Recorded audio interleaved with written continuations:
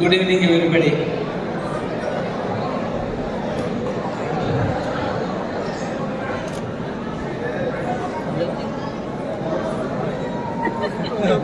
Andhra Pradesh Welfare Association వారు ఈరోజు Qatar దేశంలో ఎన్నో సంవత్సరాలుగా ఉన్నటువంటి తెలుగు స్పీకింగ్ పీపుల్ ఉన్నారు ఇక్కడ. Either they are from Telangana are from Andhra Pradesh. వారు ఇక్కడ ఆంధ్రప్రదేశ్ వెల్ఫేర్ అసోసియేషన్ అనే ఒక కార్యక్రమం పెట్టుకొని మొన్నటి వరకు మనందరం కలిసి రెండు రాష్ట్రాలు కూడా ఒకే స్టేట్గా ఉన్నాయి. సరే, ప్రజల ఆకాంక్షల మేరకు అక్కడ ఉన్నటువంటి తెలంగాణ కావచ్చు, ఆంధ్రప్రదేశ్ కావచ్చు, అన్నదమ్ములుగా రెండు రాష్ట్రాలుగా వేరువేరైనటువంటి సందర్భం. దాన్ని పురస్కరించుకొని ఆంధ్రప్రదేశ్ వెల్ఫేర్ అసోసియేషన్ ఒకటి ఏర్పడటం. వాళ్ళు ఈరోజు ఈ యొక్క ఖతార్ దేశంలో ఆంధ్రప్రదేశ్ వెల్ఫేర్ అసోసియేషన్ వారి ఆధ్వర్యంలో ఆంధ్రప్రదేశ్ భారతదేశం డే ఒకటి ఇక్కడ కార్యక్రమం నిర్వహించడం. ఈ కార్యక్రమంలో ప్రధానంగా ఈ అసోసియేషన్ అధ్యక్షులుగా ఉన్నటువంటి Andhra Pradesh welfare association president Narasimham గారు, అదేవిధంగా వైస్ ప్రెసిడెంట్ ఉమా మల్లిరెడ్డి గారు,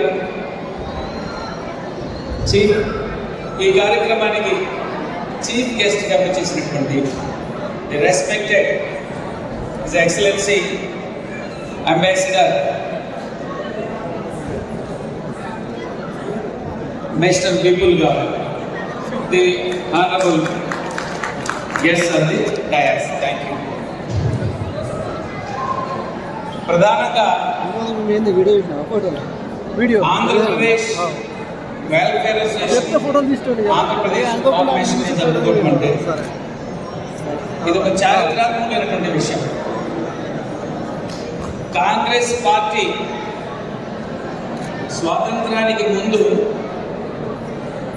లింగ్విస్టిక్గా అంటే భాషా ప్రయుక్త రాష్ట్రాలుగా ఆ భాష మాట్లాడే వారికి ఒక సపరేట్ స్టేట్ ఇస్తామని కాంగ్రెస్ పార్టీ స్వాతంత్రానికి ముందు ఒక నిర్ణయం తీసుకున్నటువంటి పరిస్థితి. స్వాతంత్రం వచ్చిన తర్వాత కాంగ్రెస్ పార్టీ కూడా అంశాన్ని కొన్ని కారణాల వల్ల మర్చిపోయింది.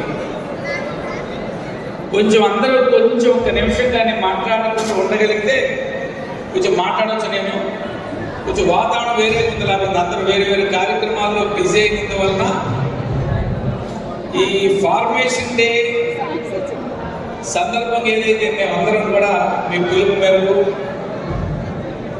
ముందుగా ఇంకొక మాట కూడా చెప్పాలి. చాలా సంతోషం, ఎన్నో సంవత్సరాలుగా ఇక్కడ ఉంటూ ఆంధ్రప్రదేశ్ సంస్కృతి సాంప్రదాయాలని కానీ తెలంగాణ కానీ బోత్ స్టేట్స్ మనవే, దాంట్లో మళ్ళీ తేడా లేదు. తెలంగాణ ఆంధ్రప్రదేశ్ అనేటువంటిది అవసరం లేదు. వారి సౌలభ్యం దృష్ట్యా ఏదైతే మనం మెడ్రాస్ నుంచి విడిపోయామో తెలుగు స్పీకింగ్ భాషా ప్రయుక్త రాష్ట్రంగా, అలాగే ఉమ్మడి ఆంధ్రప్రదేశ్గా ఉన్నటువంటి దాన్ని తెలంగాణ రాష్ట్రం కూడా ఒక సౌలభ్యం కోసం కావచ్చు, ఒక అవసరం కోసం కావచ్చు, ఒక పరిపాలన తమంతా తాము చేసుకుని వెనకబడి ఉన్నాము, అభివృద్ధి కావాలనే ఆలోచన కావచ్చు, దాన్ని కూడా మెడ్రాస్ నుంచి మనం విడిపోయినప్పుడు ఏదైతే మెడ్రాస్ నుంచి విడిపోవాలని కోరుకున్నామో అదే ఆలోచనతో తెలంగాణ ఏర్పడటాన్ని కూడా నేను స్వాగతిస్తూ ఉన్నాను. ఎందుకంటే దాన్ని మనం ఎటువంటి వివక్షగా చూడవలసిన అవసరం లేదు. మనం మెడ్రాస్ నుండి బయటకు రావాలనుకున్నప్పుడు ఏ ఆలోచనతో బయటకు వచ్చామో ఆంధ్రప్రదేశ్లో ఆంధ్ర రాష్ట్రం ఏర్పడిన తర్వాత తెలంగాణ జిల్లాలను కూడా కలుపుకొని 1956 నవంబర్ 1న మళ్ళీ ఉమ్మడి ఆంధ్రప్రదేశ్గా తయారైంది.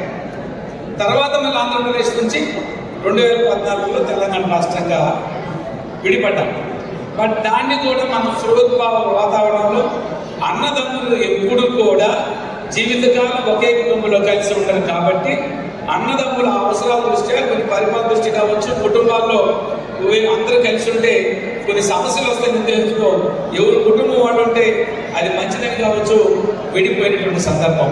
అయితే ఇవాళ తెలంగాణ ఏర్పడినా ఆంధ్రప్రదేశ్ ఏర్పడినా భాషా ప్రయుక్త రాష్ట్రంగా మొట్టమొదటగా దానికోసం కృషి చేసినటువంటి ఒక మహానుభావుడు పొట్టి శ్రీరాములు గారు ఒక సాధారణమైనటువంటి వైశ్య కుటుంబంలో పుట్టి వై ఆమ్ యూజింగ్ ఆ క్యాస్ట్ బికాస్ వైశ్యాస్ అంటేనే సహజంగా వారు ఎంతవరకు ఉన్నారో వారి బిజినెస్ కావచ్చు, మిగతా విషయాలు కావచ్చు, అనవసర విషయాలు కానీ, ఆందోళనలు కానీ, ఉద్యమాలకు రాకుండా ఒక క్రమశిక్షణగా తమ కుటుంబాలను, తమ వ్యాపారం చూసుకున్నటువంటి ఒక నిబద్ధత కలిగినటువంటి కమ్యూనిటీ ఏదంటే అది వైశ్య కుటుంబం. అలాంటి ఒక సామాన్యమైనటువంటి వైశ్య కుటుంబంలో జన్మించి ఒక రాష్ట్రం కోసం, ఒక ప్రజల కోసం కాంగ్రెస్ పార్టీ ఏదైతే మొదట్లో హామీ ఇచ్చిందో భాషా ప్రయుక్త రాష్ట్రాలని ఏర్పరుస్తామని చెప్పిందో ఆ హామీ నెరవేర్చినప్పుడు లేదా మెడ్రాస్లో మనం కలిసి ఉన్నప్పుడు మనకి ఏ రోజు కూడా మద్రాసీలనే పేరు ఉండేది. ఎక్కడ సపరేట్గా తెలుగు స్పీకింగ్ ఎవరైతే ఉన్నారో వాడికి ఎటువంటి ఒక ఐడెంటిటీ లేని పరిస్థితుల్లో మద్రాసీలు అనేటువంటి మాటకి దాన్ని అంగీకరించినటువంటి యొక్క ఐ థింక్ స్వామి సీతారాం గారు మొట్టమొదటిగా ఉద్యమం చేయడం దీక్ష కూర్చుంటే పెద్దలందరి విజ్ఞప్తి మేరకు ఆయన ఆ ఉద్యమాన్ని నుంచి ఆ నిరాదీక్ష నుంచి ఉపసంహరించుకోవడం జరిగింది.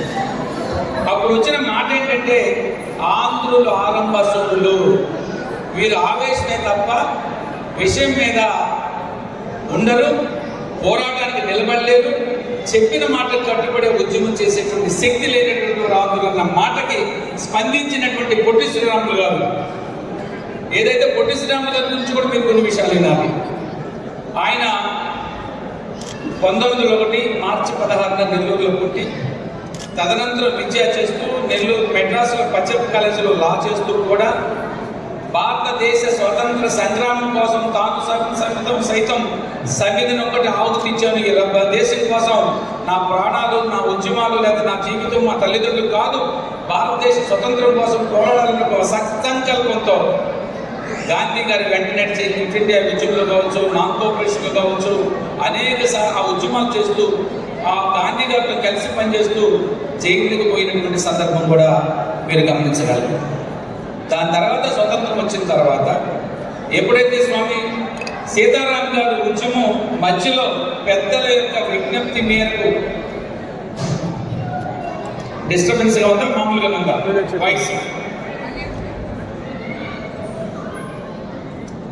వాయిస్ పెద్దగా ఉందా, డిస్టర్బెన్స్గా ఉందా?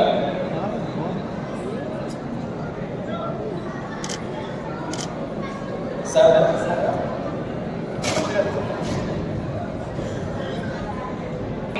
సీతారాం గారిని అంటే ఆంధ్రుల గురించి మాట్లాడినప్పుడు కాంగ్రెస్ పార్టీ తన నిబద్ధతను కోల్పోయినప్పుడు, చెప్పిన మాట కట్టుబడినప్పుడు, కానీ అక్కడ ఉన్నటువంటి ముఖ్యమంత్రిగా ఉన్న